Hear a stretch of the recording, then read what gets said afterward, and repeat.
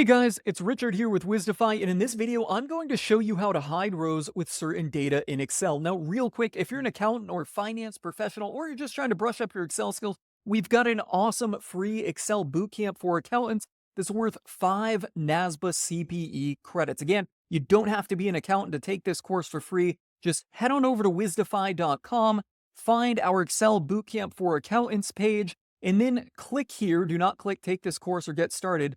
Click here specifically and you can take this course for free. It'll add it to your cart for $0. And then you can come down here, go to proceed to checkout. You won't need your credit card or anything. And you can learn all kinds of awesome, helpful stuff on Excel. Now, let's get back to what I was going to show you guys here, and that's how to hide these rows in Excel.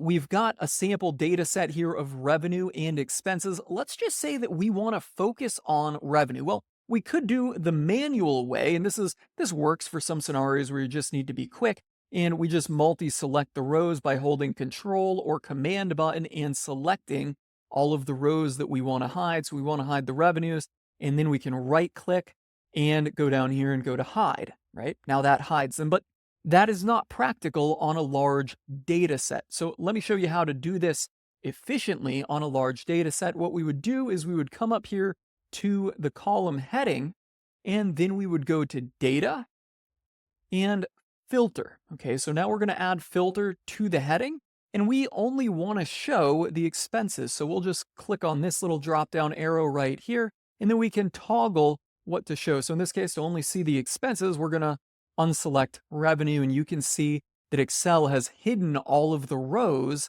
that have an account type of revenue. We could also flip this around here. We could just do revenue only. And that is it. It is really that simple, and Excel will do this with thousands and thousands and thousands of rows and make your job and your life a lot easier.